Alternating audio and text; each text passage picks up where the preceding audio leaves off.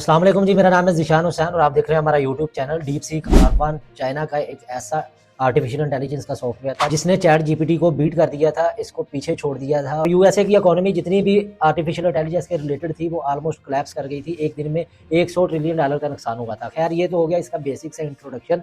हमने इसके मुताल्लिक डिटेल से पहले भी व्लॉग कर चुके हैं, आप वो जाके देख सकते हैं। अब हम आते हैं आज के टॉपिक की तरफ। सबसे पहले तो आप हमारे चैनल को सब्सक्राइब कर लें ताकि किसी भी टॉपिक के ऊपर आपको रेलेवेंट इन्फॉर्मेशन मिल सके। डीप सीक के 2-3 फीचर्स थे जिसकी वजह से इसने चैट जीपीटी को इजीली बीट कर दिया था। उसमें सबसे पहला जो फीचर है वो क्विक रिस्पांस, डिटेल्ड रिस्पांस और उसके अलावा एडवांस्ड और वास्ट रिसर्च के थ्रू ये आपको रिप्लाई करता था। इसने आते ही पूरी दुनिया में जो है वो एक हलचल मचा दी थी। पूरी दुनिया के जितने भी यूजर्स हैं जो कि एआई का इस्तेमाल करते हैं, वो सभी ने जो है वो चैट जीपीटी को छोड़कर डीप सीक R1 जो है वो अपने लैपटॉप या अपने मोबाइल फोन में इंस्टॉल कर लिया था। लेकिन अब इसको बहुत से ममालिक में बैन कर दिया गया है, जिनमें सबसे पहले USA, south Korea, Italy, Taiwan और ऑस्ट्रेलिया।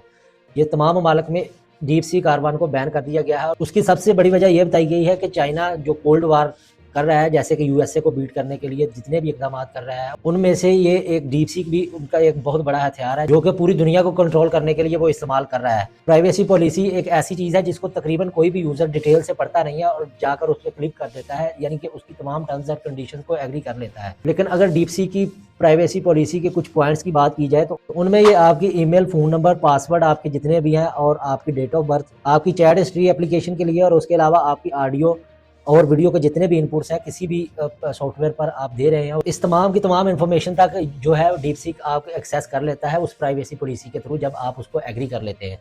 तो इसलिए इन तमाम ममालिक में इसको बैन कर दिया गया है। वो स्पेशली ये कह रहे हैं कि हमारे जितने भी गवर्नमेंट एम्प्लॉइज़ हैं वो तो इसको बिल्कुल भी इस्तेमाल ना करें, इसलिए कि हमारे जो गवर्नमेंट का या हमारे मुल्क का एक प्राइवेट जो डाटा है वो इजीली चाइना के पास चला जाएगा और चाइना जो है वो हमारे खिलाफ कोई भी ऑपरेशन करने के लिए इसका इस्तेमाल करेगा। इसके अलावा मैं आपको बता दूं कि इंडिया में जो भी फाइनेंशियल रेगुलेटरी के ऑर्गेनाइजेशन है, यानी कि जितने भी अदारे हैं जो फाइनेंस से रिलेटेड है, उनमें भी जितने भी एम्प्लॉइज़ हैं, जितने भी मुलाजमीन हैं, उनको भी बैन कर दिया गया है कि वो एआई का इस्तेमाल ना करें। यानी उस गवर्नमेंट के जितने भी मुलाजम हैं, अगर वो आर्टिफिशियल इंटेलिजेंस के ये जो सॉफ्टवेयर हैं इनको एक्सेस दे चुके होंगे तो उनकी तमाम इन्फॉर्मेशन जो है वो लीक हो जाएगी। अच्छा, इन तमाम बातों को अगर डिस्कस किया जा रहा है तो हम क्यों ना बात करें चैट जीपीटी की जो प्राइवेसी पॉलिसी है। तो उसकी प्राइवेसी पॉलिसी में भी कुछ चेंजेस हैं। पहले उसकी प्राइवेसी पॉलिसी जो थी वो भी सेम थी, वो आपका तमाम डाटा, ईमेल्स, फोन नंबर्स, आपके जितने भी कॉन्टैक्ट्स हैं, वो तमाम इन्फॉर्मेशन जो कि आपकी प्राइवेसी है, किसी यूजर की प्राइवेसी होती है जो कि आप किसी के साथ भी शेयर करना पसंद नहीं करते, उस तमाम इन्फॉर्मेशन तक वो अपनी प्राइवेसी पॉलिसी के तहत आपसे एक्सेस ले चुके होते हैं।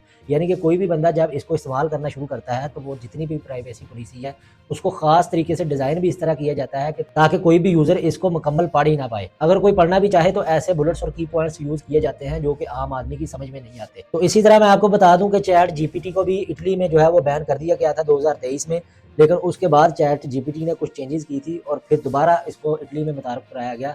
उस चेंजेस में यही थी कि आप किसी भी यूजर के प्राइवेट जो डाटा है उस तक एक्सेस हासिल ना करें, आप अपनी एक्सेस को लिमिटेड रखें, आप किसी यूजर का प्राइवेट जो डाटा है उसको यूज ना करें।